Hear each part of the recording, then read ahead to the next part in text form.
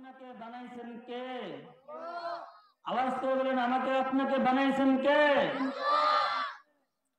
আমাকে আপনাকে মাটি থেকে, বীর্য থেকে, জমাট রক্ত থেকে মাংসপিণ্ড থেকে হাড়, আবার হাড়কে সেই গোশত দ্বারা ঢাকিয়া এত সুন্দর আকৃতি দিয়ে মায়ের পেট থেকে বের করেছেন কে?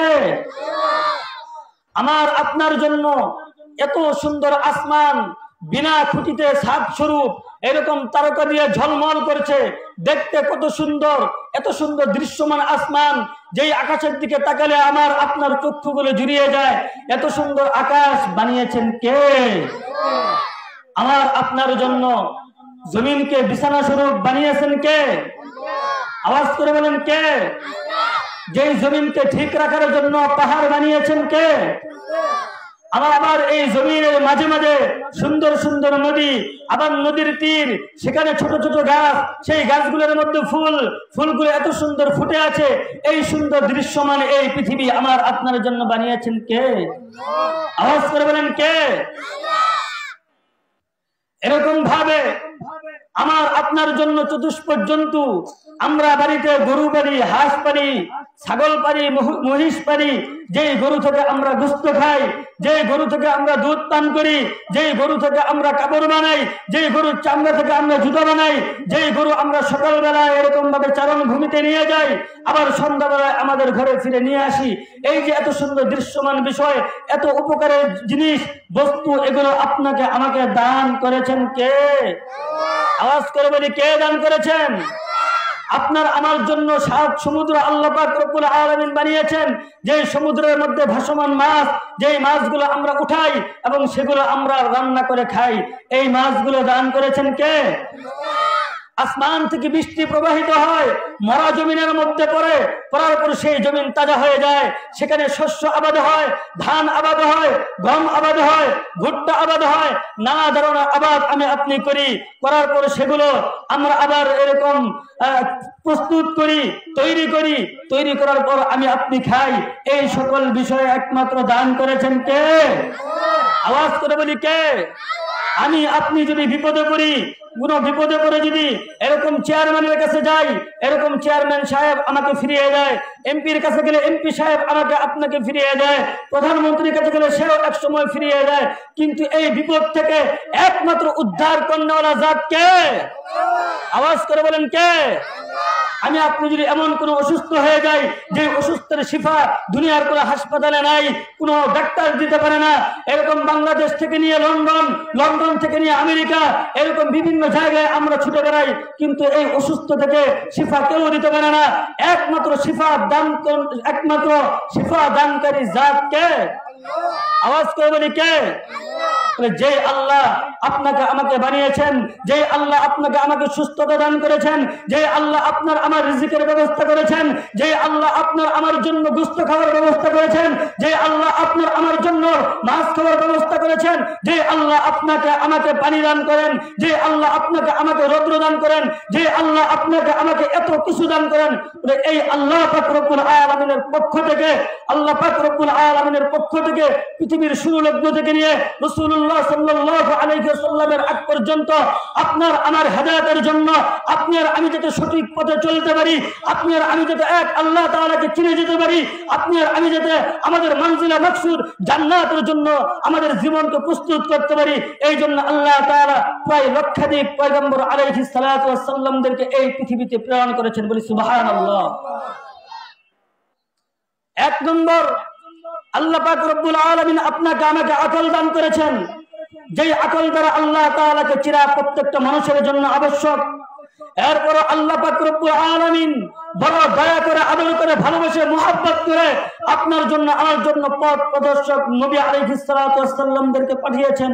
শুধু তাই নয় যে নবীরা আসবেন, আবার কখনো নবী থাকবে না, আবার নবীরা চলে যেতে পারেন, এই জন্য আল্লাহ পাক রব্বুল আলামিন আপনার আমার জন্য কিতাব পাঠিয়েছেন, কারোর জন্য তাওরাত, কারোর জন্য জাবুর, কারোর জন্য ইনজিল, আমাদের জন্য মহাগ্রন্থ আল কুরআন আল্লাহ পাক রব্বুল আলামিন দান করেছেন, যে বান্দা দুনিয়াতে যাবে, নবীদের কথা শুনবে, নবীদেরকে পাবে না, কুরআন পড়বে, তাওরাত পড়বে, ইনজিল পড়বে, এগুলো কিতাব পড়বে, কিতাব পড়ে পড়ে আমি আল্লাহকে চিনবে, আমি আল্লাহকে চিনে তারপর বান্দা আমার কাছে আসবে বলে আল্লাহু আকবার। আল্লাহ পাক রব্বুল আলামিন আমার আপনার জন্য এই সকল ব্যবস্থা গ্রহণ করেছেন। হযরত আদম আলাইহিস সালাতু ওয়াস সালাম থেকে হযরত ঈসা আলাইহিস সালাতু ওয়াস সালামের আগ পর্যন্ত আল্লাহ পাক রব্বুল আলামিন যত নবীদেরকে পাঠিয়েছেন, বলে কাউকে একটা দেশের জন্য পাঠিয়েছেন, কাউকে একটা জাতির জন্য পাঠিয়েছেন, কাউকে অর্ধ পৃথিবীর জন্য পাঠিয়েছেন, কাউকে কোন এলাকার জন্য পাঠিয়েছেন, কাউকে কোন জাতির জন্য পাঠিয়েছেন। কিন্তু হযরত ঈসা আলাইহিস সালাতু ওয়াস সালামের পর থেকে নিয়ে রাসূলুল্লাহ সাল্লাল্লাহু আলাইহি ওয়াসাল্লামের আগ পর্যন্ত মধ্যখানে এমন একটি গ্যাপ ছিল, যেই গ্যাপের মধ্যে আল্লাহ পাক রব্বুল আলামিন কোন নবী পাঠান নাই, যেই গ্যাপের মাধ্যমে আল্লাহ পাক রব্বুল আলামিনের পক্ষ থেকে এমন কোন দায়িত্ব কারো উপর ছিল না, যে নাকি দ্বীনের দাওয়াত দিবে, যে নাকি মানুষকে সঠিক পথ দেখাবে, যে নাকি মানুষকে হেদায়েতের পথ দেখাবে, যে নাকি মানুষকে আল্লাহর পথ দেখাবে, যে নাকি মানুষকে জান্নাতের পথ দেখাবে। এমন কোন ব্যক্তি এই মধ্যবর্তী সময়ে ছিল না। না থাকার কারণে পৃথিবীর অবস্থা এমন ছিল, পৃথিবীতে ছিল না কোন সততা, কোন সভ্যতা, কোন পরায়ণতা, ছিল শুধু অন্যায়, অবিচার, জুলুম, নির্যাতন আর পাশবিকতার জয় জয়কার ছিল এই পৃথিবীতে। মানুষ নারীদেরকে কোনো অধিকার দিত না, নারীর অধিকার বলতে কোনো কিছু ছিল না, শ্রমিকদের কোনো অধিকার ছিল না, দুর্বল মানুষের কোনো অধিকার এই পৃথিবীতে ছিল না। শুধুমাত্র যারা সবল ছিল তারাই তাদের অধিকার নিয়ে চলতো। আমার মা জাতিদেরকে তারা বড় অসম্মানী করতো, আমার নারী জাতিদেরকে তারা বড় অসম্মানী করত। এমন একটি অবস্থায় পরিণত হয়েছিল, ছোট থেকে ছোট একটি বিষয়, এমনকি একজনে আলি দিয়ে একজন হেঁটে গিয়েছে, একজনের গরুকে একজন মেরেছে। এই ছোট ছোট বিষয়গুলো নিয়ে 1 বছর নয়, 2 বছর নয়, হাজার হাজার বছর পর্যন্ত তাদের মধ্যে যুদ্ধ লিপ্ত থাকতো, তাদের মধ্যে যুদ্ধ লেগে থাকতো। এমন একটা অবস্থা হয়ে গেল এই পৃথিবীর অবস্থা এমন ঘোরতম হয়ে গেল, এমন অন্ধকার হয়ে গেল। সারা পৃথিবীতে শুধু অন্যায় অন্যায়, অবিচার অবিচার, জুলুম আর জুলুম। মানুষের মানুষত্ব বলতে কোনো কিছু ছিল না, মানবতা বলতে কোনো কিছু ছিল না। এই মুহূর্তে আমার আল্লাহ পাক রব্বুল আলামিনের এই পৃথিবীবাসীর উপর দয়া হলো, এই পৃথিবীবাসীর উপর রহম হলো। আল্লাহ পাক রব্বুল আলামিন বলেন, আমার এরপর এই পৃথিবীবাসীর উপর দয়া হলো, এই পৃথিবীবাসীর উপর দয়া করিয়া আমি আল্লাহ এই পৃথিবীর মানুষের হেদায়েতের জন্য আমি একজন মহামানবকে এই পৃথিবীতে পাঠাইলাম। বলে ওই সময় মানুষের অবস্থা এমন হয়ে গিয়েছিল, আমার ঘর কাবা, এই কাবাকে আবরাহা হস্তের বাহিরে হামলা করার জন্য কাবাতে এসে গিয়েছিল। মানুষের এত দুরবস্থা হয়েছিল। বলে এরপর আমার আল্লাহ পাক রব্বুল আলামিন এই পৃথিবীর উপর রহমত স্বরূপ এক মহামানবকে এই পৃথিবীতে পাঠাইলেন। যেই মহামানবকে আল্লাহ তাআলা এই পৃথিবীর মধ্যে পাঠাইলেন, বলে মক্কার অদূরে, মক্কার কুরাইশ বংশের খাজা আব্দুল্লাহর ঘরে মা আমিনার ঔরসে আল্লাহ পাক রব্বুল আলামিন এমন এক মহামানবের আগমন ঘটাইলেন, এমন এক মহামানবকে দান করলেন। ও আমার ভাই, একটু মনোযোগ দিয়ে শোনো, একটু কানটা লাগাইয়া শোনো। কানটা লাগাইয়া যদি শোনো তাহলে আমার আল্লাহকে তোমরা চিনতে পারবা, কান লাগাইয়া যদি শোনো তাহলে আমার নবীকে তোমরা চিনতে পারবা। ভাইরা আমার, যখন নাকি আমার নবী মা আমিনার গর্ভে ছিল, খাজা আব্দুল মুত্তালিব মা আমিনার সামনে এসে বলে, ও বৌমা, আমি তোমার ব্যাপারে অনেক আলোচনা শুনছি, আমি তোমার ব্যাপারে অনেক সমালোচনা শুনতেছি। আমি তোমার ব্যাপারে যেই সকল আলোচনা শুনেছি, আমি তোমার ব্যাপারে যেই সমালোচনা শুনেছি, তোমার সামনে আসার পর দেখি সত্যি সত্যি সেই কথাগুলো ঠিক আছে, সত্যি সত্যি সেই সমালোচনাগুলো ঠিক আছে। এবার বৌমা মা আমিনা বলে, ও আমার শাশুড়ি আব্বা, আপনি এটা কি বলেন? আপনি আমার ব্যাপারে কি শুনেছেন? আপনি বলেন গো, আপনি আমার ব্যাপারে কি শুনেছেন? বড় আদবের সাথে তার শ্বশুরি বাবা, শ্বশুর বাবার সামনে দাঁড়াইলো, বড় আদবের সাথে দাঁড়াইলো, বড় আদবের সাথে দাঁড়াইয়া শ্বশুর আব্বাকে বলে, ও আমার আব্বা জান, আপনি আমার ব্যাপারে কি শুনেছেন একটু বলেন গো। খাজা আব্দুল মুত্তালিব বলে, ও আমার বৌমা, আমি শুনলাম তুমি নাকি সুগন্ধি ব্যবহার করো, আমি শুনলাম তোমার শরীর থেকে নাকি সুগন্ধি বের হয়। আমি এইরকম মক্কা থেকে নিয়ে আসাম সিরিয়া পর্যন্ত ব্যবসার উদ্দেশ্য সফর করি। দুনিয়ার বুকে যত ধরনের সুগন্ধি আছে, আমার কাছে সবচাইতে ভালো যেই সুগন্ধিটা আছে, সেই সুগন্ধি আমি খাজা আব্দুল মুত্তালিব ব্যবহার করি। কিন্তু আমি তোমার সামনে আসিয়া দেখি এমন একটি সুগন্ধি, এমন মিষ্ক আম্বরের ঘ্রাণ তোমার থেকে বের হইতেছে, ও মা আমেনা, এমন মিষ্ক আম্বরের ঘ্রাণ তোমার থেকে বের হইতেছে, আর এমন মিষ্ক আম্বরের ঘ্রাণ আমি খাজা আব্দুল মুত্তালিব আর কখনো পাই নাই। বলে আল্লাহু আকবার। ভাইরা আমার, এবার মা আমেনা বলে, ও আমার শ্বশুর আব্বা, আপনি শুনেন, যেই দিন থেকে আমার গর্ভে এই সন্তান এসেছে, ওই দিন থেকে কেমন আমি যখন থুতু ফেলাই, আমার থুতুর সাথে মিষ্ক আম্বরের ঘ্রাণ বের হয়। সুবহানাল্লাহ। ওই দিন থেকে যখন আমার শরীরটা ঘামে যায়, আমার ঘাম থেকে মিষ্ক আম্বরের ঘ্রাণ বের হয়। বলি সুবহানাল্লাহ। ওই দিন থেকে যখন আমি গোসল করি, আমার গোসলের পানি থেকে মিষ্ক আম্বরের ঘ্রাণ বের হয়। বলে আল্লাহু আকবার। আর জোরে বলি না আল্লাহু আকবার, আরো জোরে বলি আল্লাহু আকবার, আরো জোরে বলি আল্লাহু আকবার। ও আমার ভাই, এবার খাজা আব্দুল মুত্তালিব বলেন, এবার খাজা আব্দুল মুত্তালিব বলেন, ও মা আমেনা, আমি স্বপ্নে দেখেছি আমার পৃষ্ঠদেশে একটি রশি, যে রশিটা দেখি আসমান পর্যন্ত উঠে গেছে, এরকম জমিন পর্যন্ত ঝুলন্ত, যে রশি নাকি আসমান পর্যন্ত এবং জমিন পর্যন্ত, এই রশিটাকে যদি ছড়িয়ে দেওয়া হয়, তাহলে সারা মাশরিক থেকে মাগরিব, শিমাল থেকে জুনুব পর্যন্ত এরকম ঢেকে যাবে। হঠাৎ করে দেখি সেই রশিটা একটি গাছে পরিণত হয়ে গিয়েছে, যেই গাছের মধ্যে অনেকগুলো ডালপালা, যে ডালপালাগুলোর মধ্যে এরকম ভাবে নূর চমকাচ্ছে। বলে আল্লাহু আকবার। যে নূরগুলোর মধ্যে অনেক মানুষ এইভাবে ধরে আছে, যে নূরগুলোর মধ্যে অনেক মানুষ এইভাবে ধরে আছে। এমনকি আমি তাকায় দেখলাম যে মক্কার আমার কিছু ভাইরাও সেই গাছকে ধরে আছে। বলে আল্লাহু আকবার।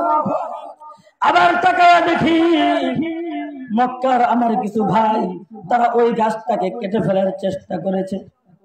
অতএব হে মা আমেনা, তোমার গর্ভে যে সন্তান এসেছে, এই সন্তান বড় সৌভাগ্যবান সন্তান হবে। বলি আল্লাহু আকবার।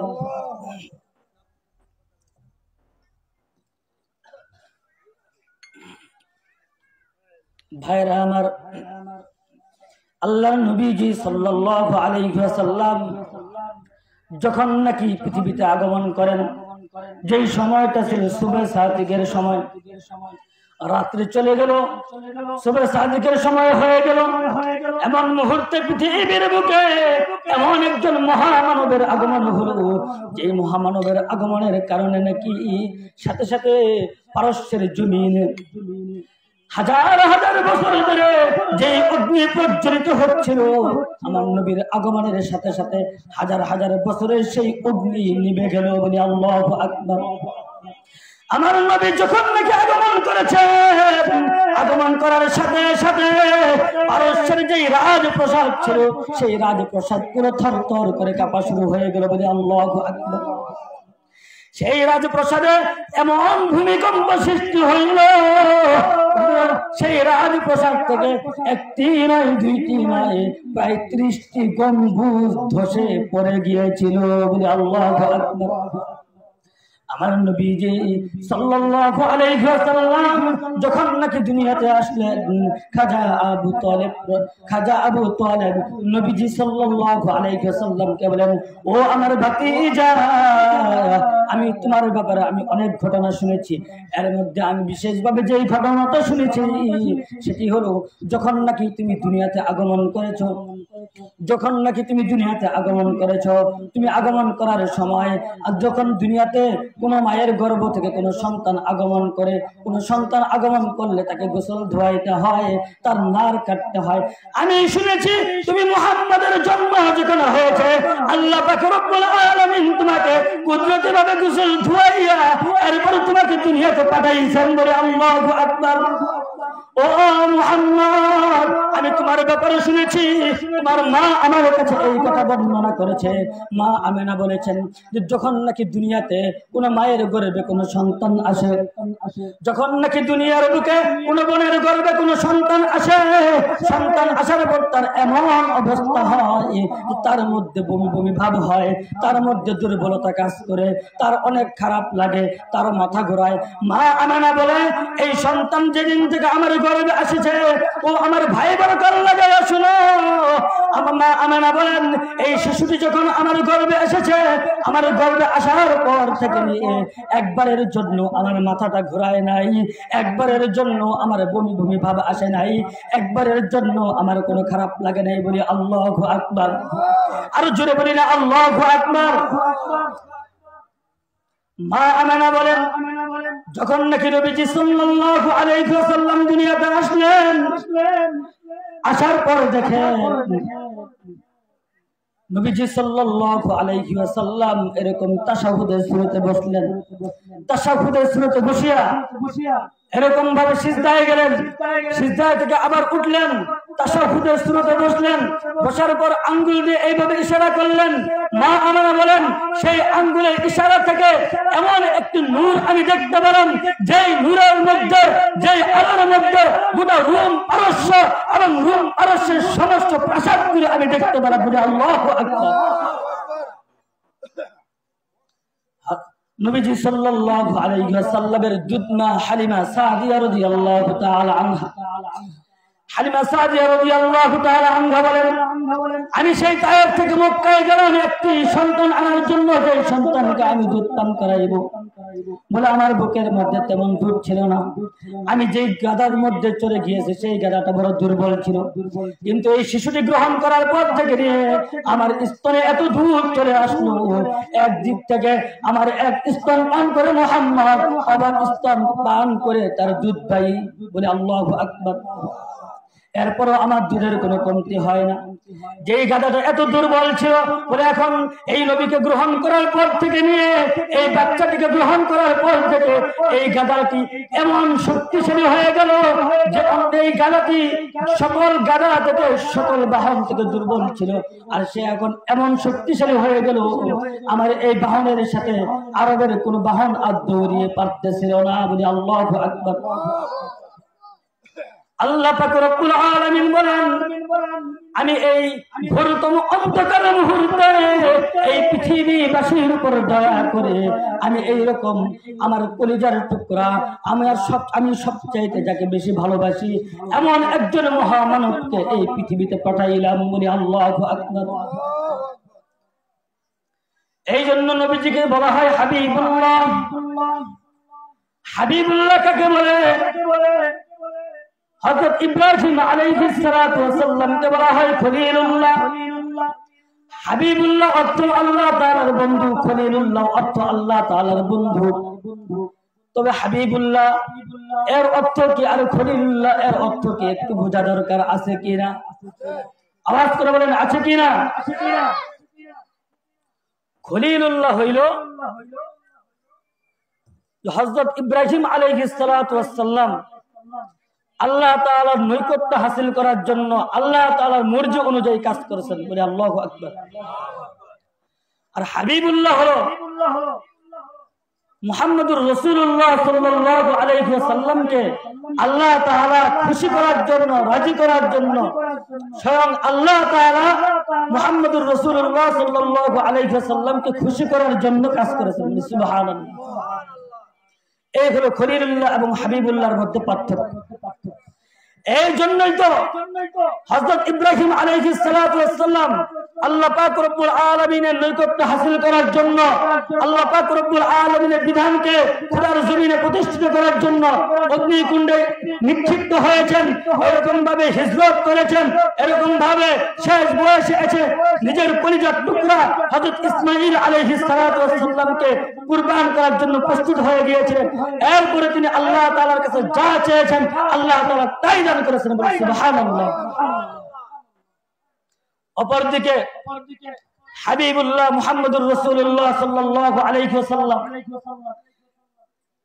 আল্লাহ পাক রব্বুল আলামিনের প্রিয় বন্ধু, আল্লাহ তাআলা যাকে খুশি করতে চান বলি সুবহানাল্লাহ। আল্লাহ পাক রব্বুল আলামিন মুহাম্মদুর রাসূলুল্লাহ সাল্লাল্লাহু আলাইহি ওয়াসাল্লামকে এত ভালোবাসেন, এত ভালোবাসেন যে আল্লাহ পাক রব্বুল আলামিনের আরশের যে এই গেটটা রয়েছে, আরশের সেই গেটের মধ্যে লা ইলাহা ইল্লাল্লাহ মুহাম্মাদুর রাসূলুল্লাহ, জান্নাতের গেটের মধ্যে লা ইলাহা ইল্লাল্লাহ মুহাম্মাদুর রাসূলুল্লাহ, জান্নাতের ভিতরে লা ইলাহা ইল্লাল্লাহ মুহাম্মাদুর রাসূলুল্লাহ, বলে জান্নাতের যতগুলো আসবাবপত্র রয়েছে সবগুলোর মধ্যে লা ইলাহা ইল্লাল্লাহ মুহাম্মাদুর রাসূলুল্লাহ। তার মানে আল্লাহ পাক রব্বুল আলামিন যত জায়গা রেখেছেন সব জায়গার মধ্যে আমার নবীজির নামটা লিখে রেখেছেন বলি সুবহানাল্লাহ। শুধু তাই নয়, আল্লাহ পাক রব্বুল আলামিন হযরত আদম থেকে ঈসা পর্যন্ত যত নবী পাঠাইছেন, কাউকে কোন দেশের জন্য পাঠাইছেন, কাউকে কোন জাতির জন্য পাঠাইছেন, কিন্তু আল্লাহ পাক রব্বুল আলামিন আমার নবীকে শুধুমাত্র একটা দেশের জন্য পাঠান নাই, শুধুমাত্র একটা এলাকার জন্য পাঠান নাই, শুধুমাত্র আরবের জন্য পাঠান নাই, শুধুমাত্র অনারবের জন্য পাঠান নাই, বরঞ্চ আমার আল্লাহ মুহাম্মদুর রাসূলুল্লাহ সাল্লাল্লাহু আলাইহি ওয়াসাল্লামকে এমন নবী বানাইছেন যিনি আসমানের নবী, যিনি জমিনের নবী, যিনি গাছপালার নবী, যিনি সাগর সমুদ্রের নবী, যিনি মানুষের নবী, যিনি জিনের নবী, যিনি নাকি সকল কিছুর নবী, যিনি নাকি শুধুমাত্র কোন এলাকার নয় সারা জগতের নবী হলেন আমার আপনার নবী মুহাম্মদুর রাসূলুল্লাহ। আওয়াজ করে বলেন সাল্লাল্লাহু। এই জন্য আল্লাহ তাআলা বলেন ওয়ামা আরসালনাকা ইল্লা রাহমাতাল লিল আলামিন। ও নবীজি, আমি তোমাকে শুধুমাত্র একটা এলাকা এবং একটা দেশের জন্য পাঠাই নাই, আমি নবী তোমাকে সারা বিশ্বের জন্য রহমত স্বরূপ পাঠাইছি বলি সুবহানাল্লাহ। অপরদিকে আল্লাহ তাআলা বলেন আলহামদুলিল্লাহি রাব্বিল আলামিন। সমস্ত প্রশংসা হলো আল্লাহ তাআলার জন্য, যিনি হলেন সমগ্র বিশ্ব জাহানের প্রতিপালক। আল্লাহু আকবার। এই দুই আয়াতের দ্বারা বোঝা যায় আল্লাহ তাআলা তার পরিচয় দানের ক্ষেত্রে আলামিন বলেছেন, বিশ্ব জগৎ বলেছেন। এরকম ভাবে আল্লাহ পাক রব্বুল আলামিন নবীর পরিচয়ের ক্ষেত্রে আলাম বলেছেন, বিশ্ব জগৎ বলেছেন। এর দ্বারা উদ্দেশ্য হইল আমার আল্লাহর রুবুবিয়ত যত জায়গায় চলে, আমার আল্লাহর খুদায়িত্ব যত জায়গায় চলে, আমার আল্লাহর খুদায়িত্ব আসমানে চলে, আমার আল্লাহর খুদায়িত্ব জমিনে চলে, আমার আল্লাহর খুদায়িত্ব জমিনের নিচে চলে, আমার আল্লাহর খুদায়িত্ব মানুষের উপরে চলে, আমার আল্লাহর খুদায়িত্ব এরকম জিনের উপরে চলে, আমার আল্লাহর খুদায়িত্ব সমস্ত মাখলুকের উপরে চলে। যত জায়গায় আমার আল্লাহর খুদায়িত্ব চলে, যত জায়গায় আমার আল্লাহর রুবুবিয়ত চলে, ঠিক তত জায়গায় আমার নবীর নবুয়তিও চলে বলি আল্লাহু আকবার। ভাইরা আমার, আমাদের জন্য রহমত স্বরূপ এটা আমরা মানতে পারি, কিন্তু একটা পশুর জন্য রহমত নবী কিভাবে হইলেন? এরকম ভাবে ফেরেশতার জন্য রহমত আমার নবী কিভাবে হইলেন? বলবো? আওয়াজ করেন, বলবো নাকি? হযরত জিবরাইল আলাইহিস সালাতু ওয়াস সালাম বলেন, আমার মনে সন্দেহ হইতেছিল আমি কি জান্নাতে যাব না জাহান্নামে যাব, আমার মনে একটা সন্দেহ হইতেছিল। কিন্তু যখন নাকি আমি নবীর কাছে কোরআন নিয়ে যাই, কোরআনের মধ্যে আল্লাহ পাক রব্বুল আলামিন বলে দিলেন, ইন্নাহু লাকাউলু রাসূলিন কারীম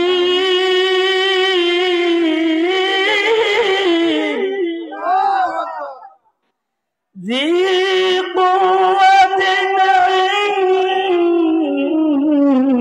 যিল আরশি মাকিন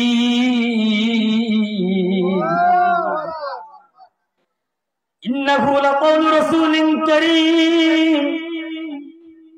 এই আনিত কুরআন এটা হলো আমার পক্ষ থেকে প্রেরিত সম্মানিত দূতের, যিনি নাকি মহাশক্তিশালী আরশওয়ালা মালিকের নিকট সম্মানিত। আল্লাহু আকবার। জিবরাইল আমিন বলেন, যেই দিন থেকে আল্লাহ তাআলা এই আয়াত নাযিল করেছেন ওই দিন থেকে আমার এই সন্দেহ দূর হয়ে গেছে, আমি নিশ্চিত হয়ে গেলাম আমি জিবরাইল আজ থেকে জান্নাতি। বলে আল্লাহু আকবার। এই জন্য হলো আমার নবী রহমত স্বরূপ। ও ভাই, মুফাসসিরিনে কেরাম বলেছেন, সুন্দর একটা কথা বলেছেন।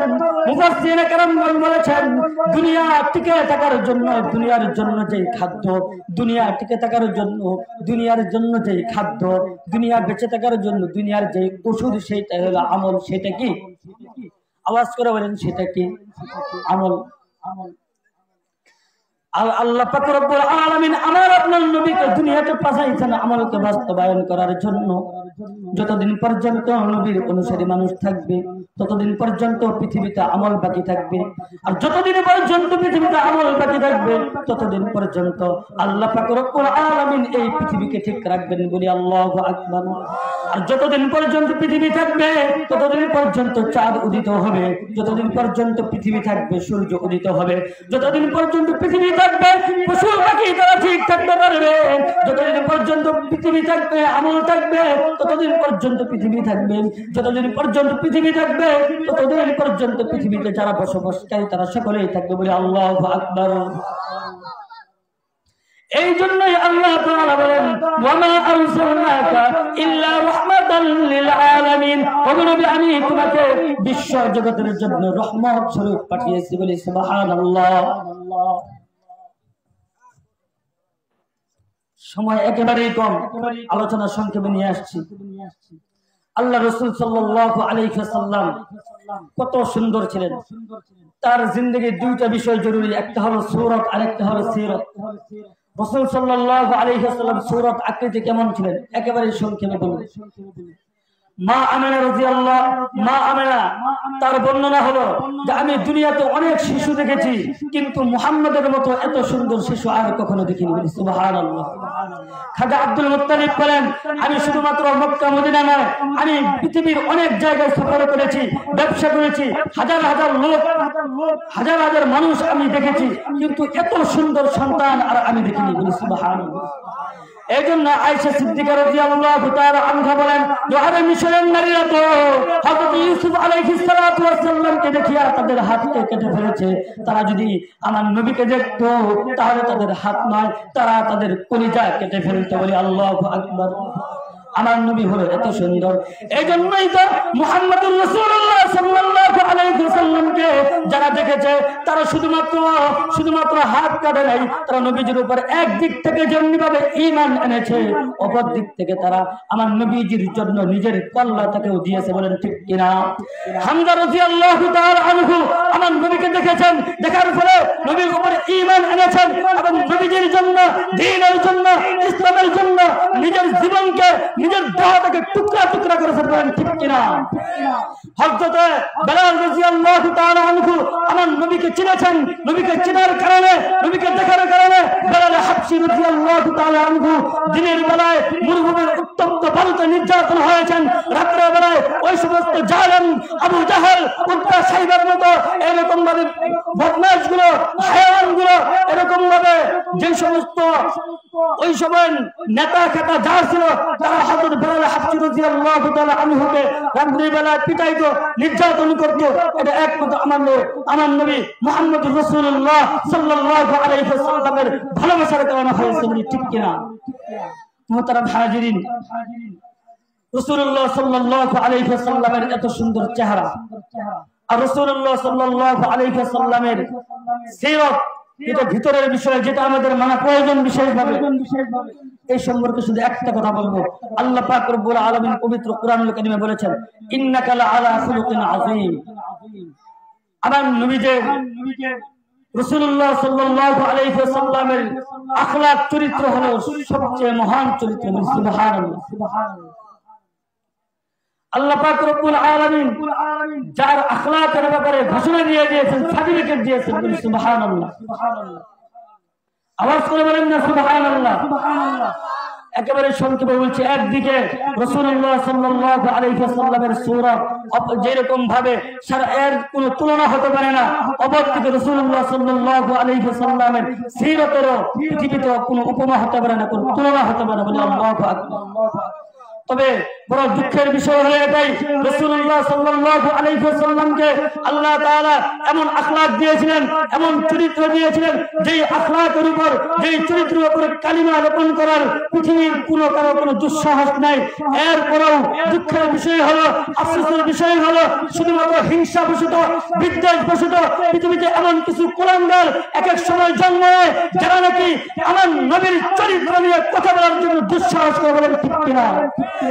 এই জন্য মুসলমান আমাদেরকে স্পষ্ট হতে হবে, যেখানে আমার নবীকে নিয়ে কেউ কটাক্ষ করবে, আমার নবীর চরিত্রে কেউ কালিমা লেপন করার জন্য দুঃসাহস করবে, স্পষ্ট জেনে রাখতে হবে ওই নবীর বিরুদ্ধাচরণকারী ওই শায়তানকে, ওই শায়তানুর নবীকে, আমার নবীর কটাক্ষকারীকে আমরা যেখানে পাবো সেখানে ধুলাই করবো, সেখানে ধুলাই করবো, সেখানে ধুলাই করবো। ঠিক কিনা? মুহতারাম হাজিরিন, আল্লাহ পাক রব্বুল আলামিন আমার নবীকে এত ভালোবাসেন। নবী এই এমনিতেই হাবিবুল্লাহ নয়, আল্লাহ পাক রব্বুল আলামিন যে আরবি ভাষাটাকে সাজাইছেন, এই আরবি ভাষাটাকেও আমার নবীর নাম, আমার নবীর সিফাত দিয়ে সাজাইছেন।